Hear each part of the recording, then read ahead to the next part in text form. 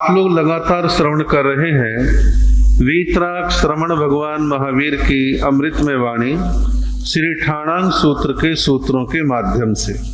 आगे अन्य सूत्र में आगमकार कहते हैं चौहिम ठाणेहिम संते गुणे नासिज्जा कोहिणम पड़ी निवेशनम ऐक्य अकुन्याय मिच्छत अभिनिवेशनम।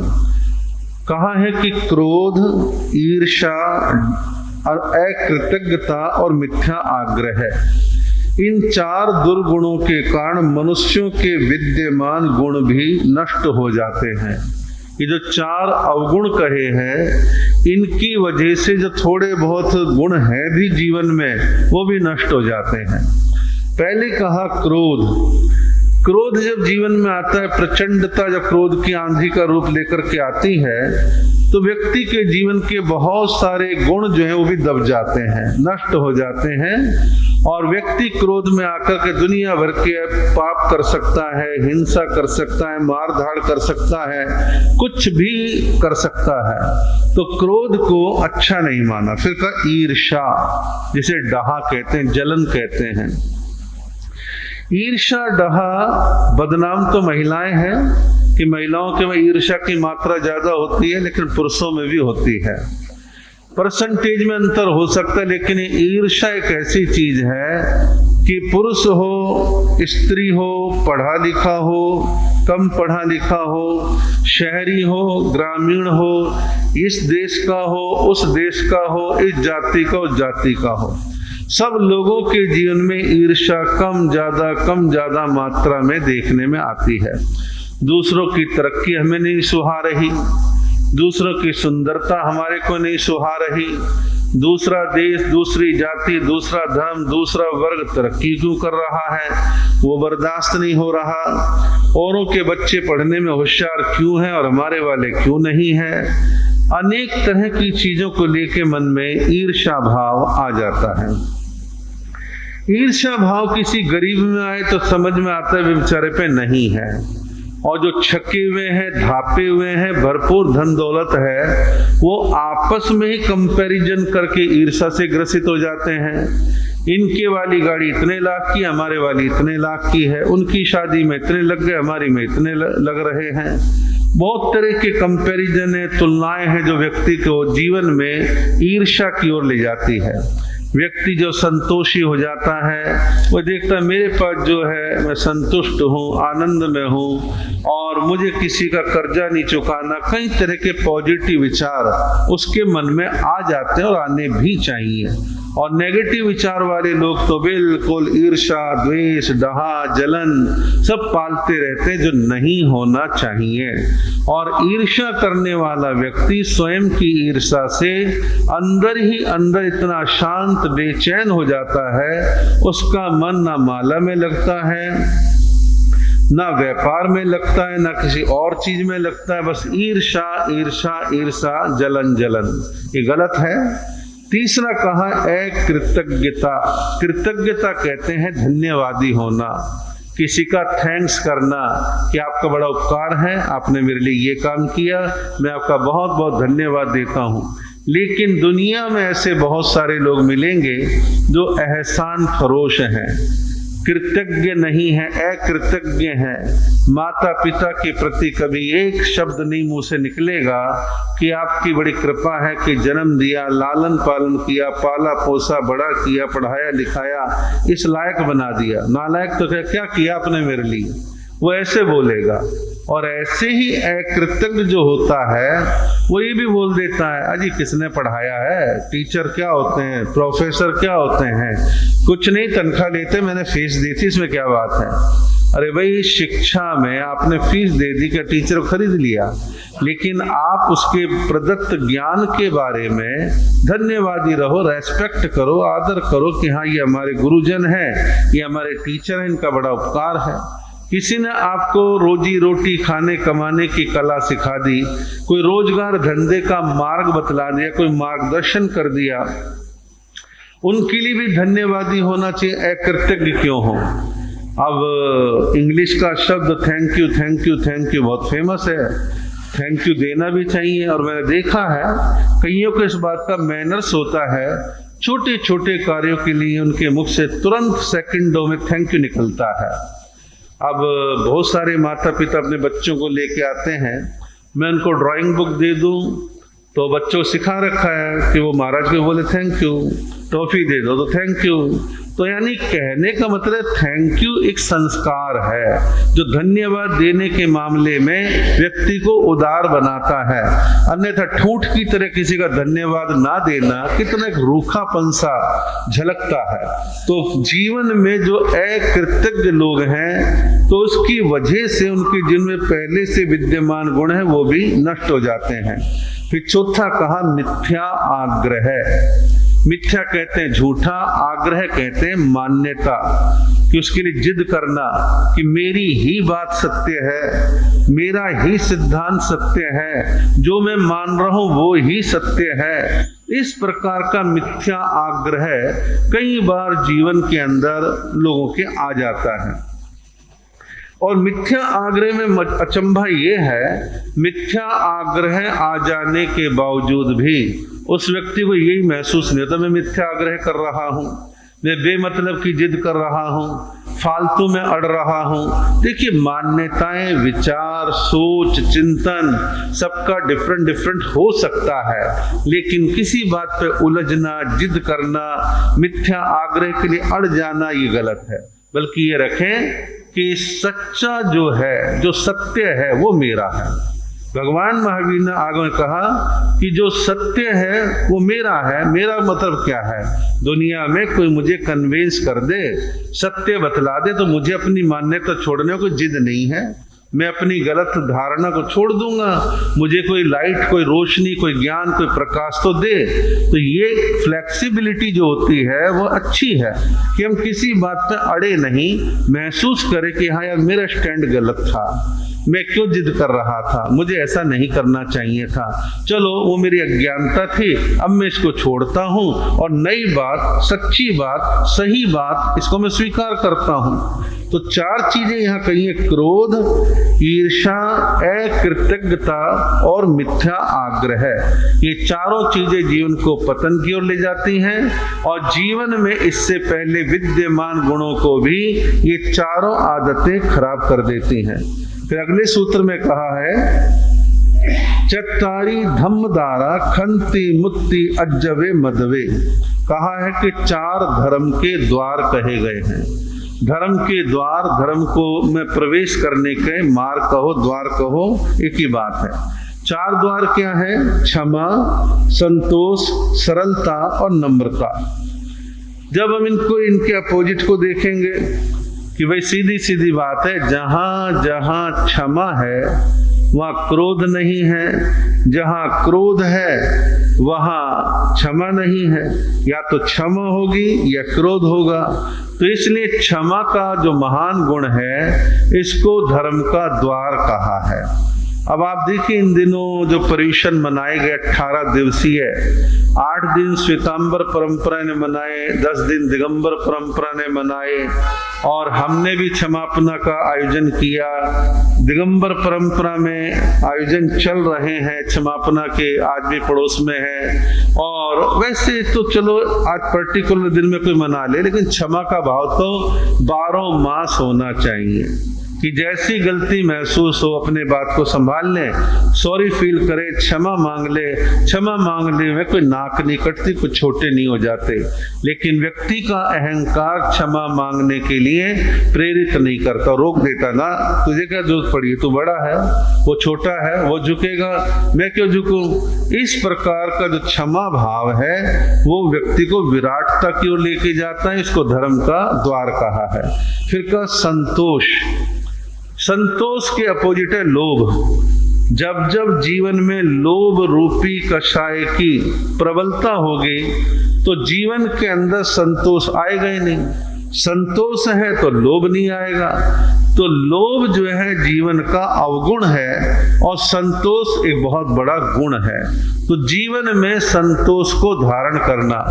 अब संतोष धारण करने का उपाय बड़ा सिंपल सा है कि मेरे पास जो वर्तमान में साधन है मैं उनसे अपने आप को संतुष्ट रखना सीखूं।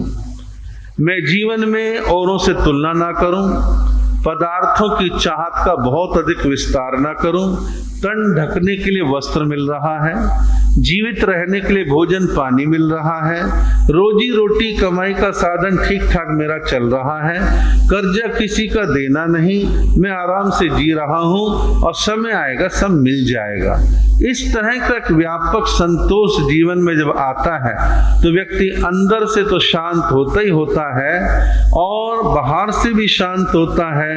मस्तिष्क में जो भारीपन है वो भारीपन दूर हो जाता है। लेकिन बहुत सारे लोग अपने जीवन में असंतोष को पालते हैं और असंतोष उनको बार बार परेशान करता है। तो जीवन में लोभ का उपाय है संतोष। तो हम जीवन में संतोष को जब धारण करते हैं तो ये धर्म में प्रवेश करने का दूसरा द्वार है। तीसरा कहा सरलता। सरलता का ठीक अपोजिट है माया, छल कपट।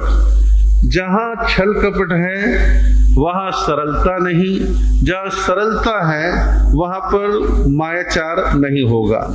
लेकिन जीवन में सरल लोग थोड़े मिलते हैं। छल कपट करने वाले, छुपे रुस्तम लोग वो ज्यादा मिलते हैं। लेकिन सरल लोग जो होते बड़े भद्र होते हैं, ना मेरी में ना तेरी में, ना अल ना छल, बड़े भद्र और सीधे साधे इंसान होते हैं। उनके फैसले बड़े अच्छे होते हैं। हाँ, सरल लोग जिन घर परिवार में होते हैं वहाँ जो दूसरे लोग चालाक हैं वो कहते तुझे तो अक्ल ही नहीं है, तुझे बोलने का ढंग ही नहीं है, तू तो अपनी बात में खुद ही फंस गया है। अब सरल व्यक्ति कोई दूसरा कहे फंस गया, फंसता फंसाता कुछ नहीं है, वो भद्र है, उसका कुछ नहीं बिगड़ता, वो सरलता से चलता है। लेकिन आज घरों में एक परिभाषा बदल गई है कि बच्चा भी भोला सरल ना रहे, वो चालाक हो जाए, होशियार हो जाए। इसके दो रूप हैं, एक है चालाकी का आना, एक है अलर्ट रहना, होशियार बन जाना, समझदार बन जाना, दीन दुनिया को जानने देखने परखने की समझ बढ़ जाना। वहां तक तो ठीक है। लेकिन कोई ये माने कि मेरा बच्चा सरल ना रहे, कपटी बन जाए, छली बन जाए, थोड़ा झूठ बोले, थोड़ा कपट करे, ऐसे नहीं। सरलता ही जीवन को सुगम बनाती है, आसान बनाती है, सहज बनाती है। और अंतिम कहा है नम्रता। जहां जहां पर घमंड वहां नम्रता नहीं, जहां जहां पर नम्रता है वहां पर घमंड, अहंकार नहीं। अहंकार बहुत बड़ी बाधा है कई चीजों में, और लोग बाग आपके बारे में धारणा बनाएंगे। बड़े अकड़े अकड़े रहते हैं, बड़े प्राउडी से घमंडी से लोग हैं, तो अकड़ के चलते हैं, अकड़ के बोलते हैं, हमें क्या पड़ी इनसे मिलने की। लोग आपके बारे में ऐसा बोलेंगे। आप यदि विनम्र हैं और आप समाज में, परिवार में विनम्रतापूर्ण व्यवहार करते हैं, आपकी इज्जत और बढ़ जाती है। सोने पे सुहागे का काम हो जाता है। अब धन भी हो और विनम्रता भी हो तो कहने क्या है, विद्या हो और विनम्रता हो, रूप सौंदर्य हो लेकिन अपोजिट रंग वाले के साथ घृणा ना हो, कितनी बड़ी बात है। ऊंची जाति का कहलाता है लेकिन निम्न लोगों से भी वो घृणा नहीं करता।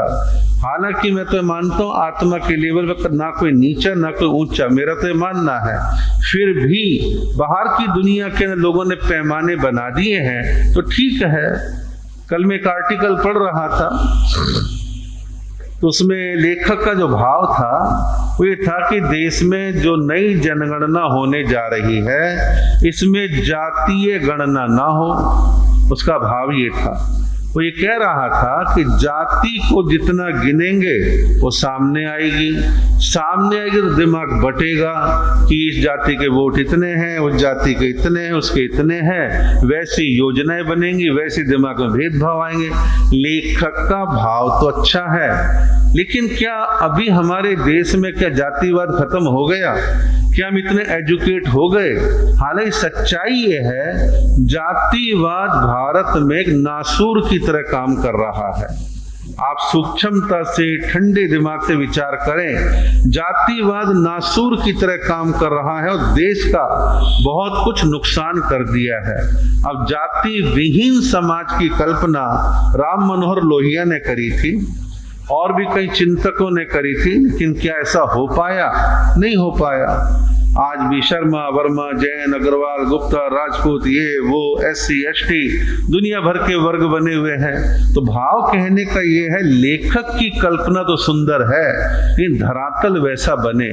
मेरी अपनी फीलिंग है, मंडल आयोग की रिपोर्ट विश्वनाथ प्रताप सिंह लाए, उससे पहले कुछ ऐसा माहौल लगता था कि चीजें नॉर्मल हो रही हैं, और railway station, bus stand, college, school, hostel, hospital सब ठीक ठाक सा लगता था।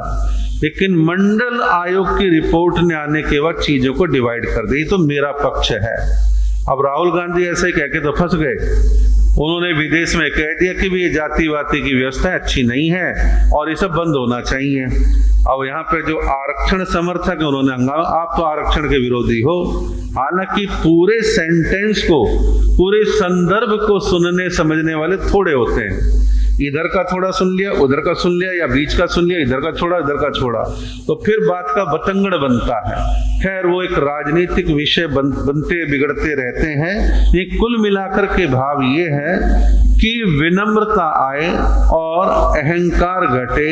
जातियों का अहंकार, धन का अहंकार, रूप सौंदर्य का अहंकार, शिक्षा का अहंकार, कई तरह के अहंकार होते हैं, लेकिन विनम्रता जीवन में एक अच्छा प्रभाव डालती है। तो जीवन में विनम्रता होनी चाहिए। आगे कहा है अगले सूत्र में, 4 प्रकार के सहवास कहे गए हैं। 4 प्रकार के सहवास मैंने पहले ही बतलाया था एक प्रसंग पे। सहवास, साथ में रहना, साथ में रहना, सहवास। अब आप कहोगे यहाँ साथ में रहने का अभिप्राय क्या है? भगवान महावीर ने रूपक देकर के चीज को समझाने का प्रयत्न करा है। देव का देवी के साथ सहवास, देव का देवी के साथ सहवास, देव का राक्षसी के साथ सहवास, राक्षस का देवी के साथ सहवास, राक्षस का राक्षसी के साथ सहवास। आप कहोगे राक्षस वाक्षस कहां से आ गए? इसे आप समझिए। राक्षस शब्द प्रतीक है बुराई का, और देव या देवी शब्द है अच्छाई का प्रतीक। 2 ताकतें दुनिया में कल थी, आज है, आगे भी रहेंगी। या देवलोक के देवी देवता वाली बात नहीं, बस केवल एक प्रतीक है। इसका भाव क्या है? देव का देवी के साथ सहवास। इसका अर्थ है शिष्ट और भद्र पुरुष का सुशीला भद्र नारी के साथ सहवास।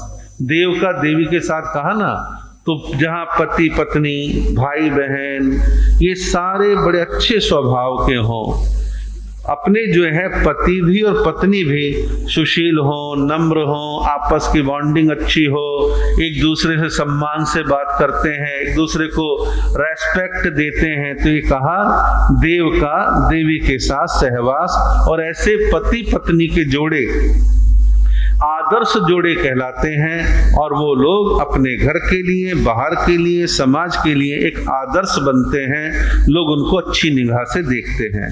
दूसरा कहा देव का राक्षसी के साथ सहवास। देव का राक्षसी के साथ सहवास का मतलब है कदाचित पुरुष तो बड़ा शिष्ट है, विनम्र है, सरल है, अच्छा है। पत्नी यानी जीवन संगनी वो कर्कशा है, कलिहारी है, विवाद करती है, झगड़ती है, ईर्ष्या करती है, विवाद करती है। तो ऐसी शादियां या ऐसे जोड़े जो होते हैं वो बस दुखी से ही रहते हैं। बस जीवन में जैसे तैसे करके गाड़ी चलाते जरूर हैं, लेकिन उनके जीवन का आनंद खत्म हो जाता है, और ऐसे केस कोर्ट में जजों के सामने अक्सर जाते रहते हैं। तीसरा प्रकार बतलाया है राक्षस का देवी के साथ सहवास।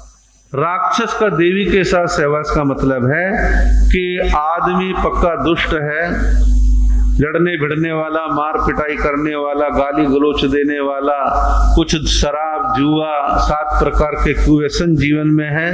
और पत्नी बेचारे बिल्कुल सुशीला है, शांत है, बर्दाश्त करती है, घर चला रही है, बच्चे पाल रही है। और ऐसे केस आज भी खूब देखने में आते हैं कि आदमी कुछ कमाता नहीं, महिला घरों में बर्तन मांजती है, झाड़ू पोंछा करती है, छोटे छोटे काम सिलाई बुनाई के करती है, बच्चे संभालती है, सारे काम कर रही है।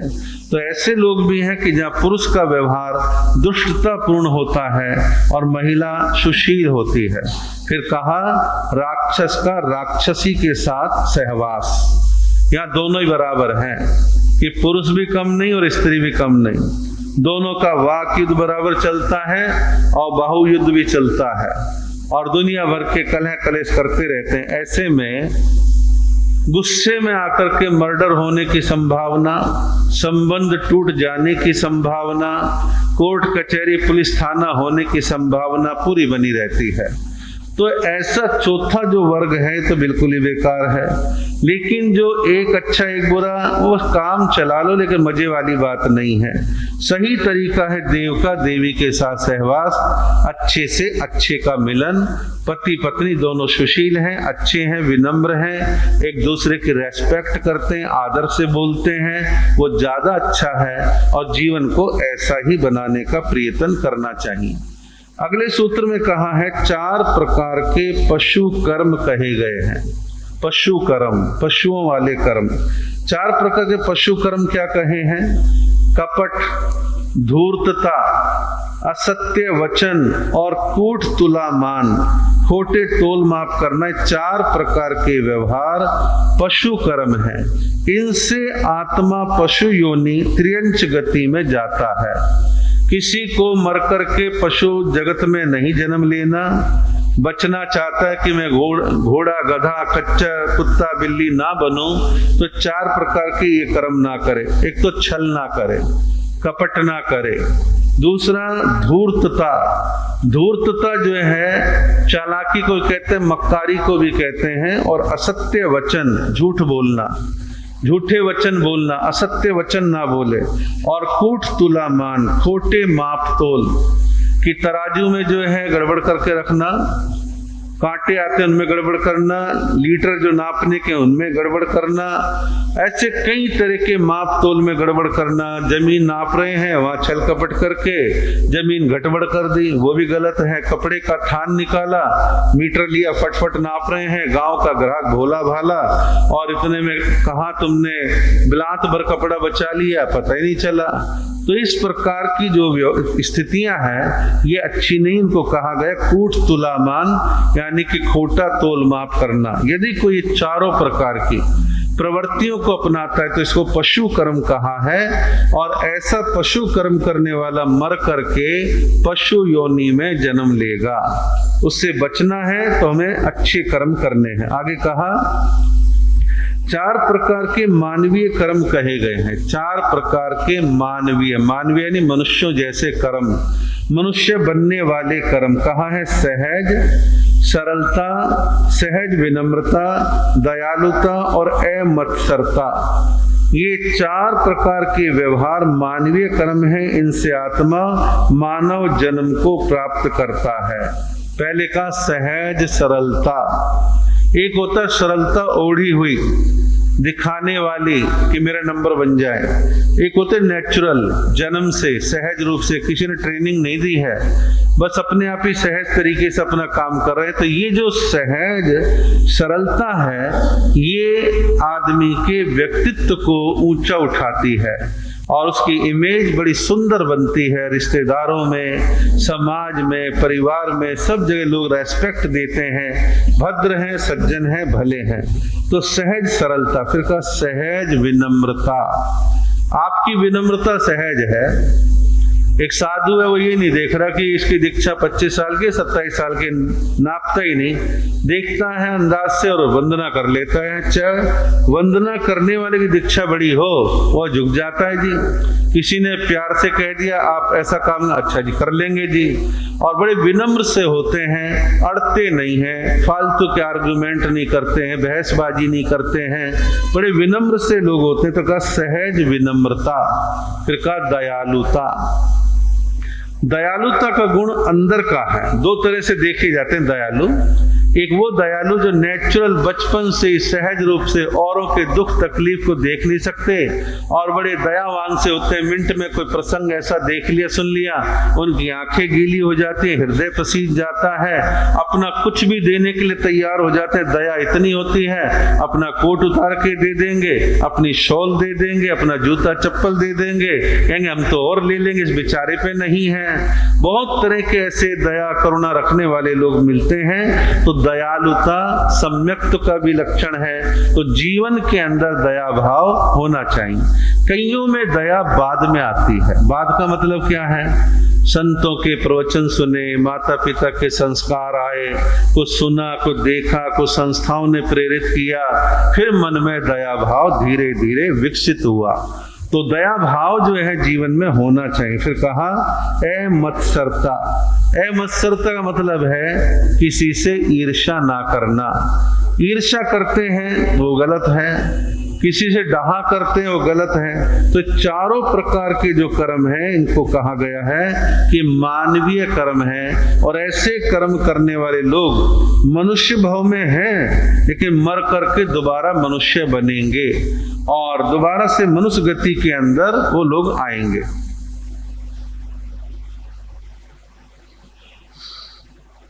एक सूत्र कह के अपनी बात को पूरा करूंगा। 4 प्रकार के घड़े व ढक्कन की उपमा आगमकार ने दी है। घड़ा और घड़े का ढक्कन, आप समझिए इसका भाव क्या है। जिसका अंतर हृदय निष्पाप और निर्मल है, अंदर का, साथ ही वाणी भी मधुर है, वह मनुष्य मधु के घड़े पर मधु के ढक्कन के समान है। मधु का घड़ा यानी कि घड़े में मधु शहद भरा हुआ है और ढक्कन भी मधु का ही है। तो अंदर से मधु, बाहर से मधु। इसका भाव क्या है? हम अंदर से भी अच्छे और बाहर से भी अच्छे। तो कहा जिसका अंतर हृदय निष्पाप और निर्मल है, मन में कोई पाप नहीं है, और साथ ही वाणी भी मधुर है, बाहर से भी मीठा है, प्यार से बोलता है, नम्रता से बोलता है, बड़ा अच्छा। आप लोग कई बार देखते होंगे एक वो डॉक्टर जो आप पे चीखता चिल्लाता है, तीखा बोलता है, उस दिन क्यों नहीं आए, आपने परहेज क्यों तोड़ दिया, आपने ये क्यों नहीं किया, वो क्यों नहीं किया, शॉर्ट में बताया करो, राम कहानी सुनाने की जरूरत नहीं है। एक डॉक्टर ऐसा है जो आराम से सुनता है, आराम से आपको आश्वासन देता है, कोई नहीं, ठीक हो जाओगे। ऐसे पेशेंट बहुत आते हैं, बस हफ्ता भर लगेगा, आप ठीक हो जाओगे। आपका हृदय बड़ा प्रसन्न हो गया, कितनी विनम्रता से आपने छोटी छोटी बातें भी पूछ ली, ये दवाई कब की है, कब की है, कब लेनी है, कितनी लेनी है, वो बड़े प्यार से बतला रहा है, आपका मन वैसे ही खुश हो गया, बीमारी वैसे ठीक हो रही है। तो इसलिए अंदर बाहर से अच्छा व्यवहार होना, इसको मधु का घड़ा, मधु का ढक्कन का। दूसरा कहा जिसका हृदय तो निष्पाप व निर्मल है किंतु वाणी से कटु और कठोर भाषी है, वह मनुष्य मधु के घड़े पर विष के ढक्कन के समान है। अब आप देखिए बहुत सारे लोग ऐसे होते हैं कि अंदर से तो अच्छे हैं, बाहर से तीखे, कड़वे और सीधी खड़ी भाषा बोलते हैं। तो उनके बारे में कहा कि वो लोग अंदर से मीठे घड़े की तरह, शहद की तरह, बाहर से बड़े कड़वे हैं। उनका ढक्कन जो है कड़वाहट भरा विष के ढक्कन की तरह है। तीसरा कहा जिसका हृदय कलुषित और दंभ युक्त है किंतु वाणी से मीठा बोलता है, वह मनुष्य विष के घड़े पर मधु के ढक्कन के समान है।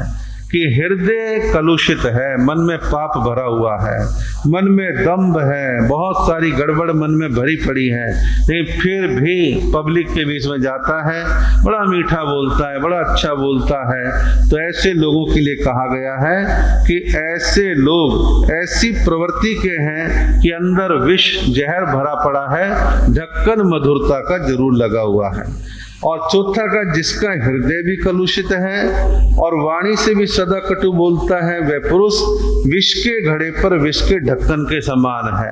अंदर भी दुनिया भर के दोष भरे पड़े, बाहर भी उसकी वाणी ऐसी ही है।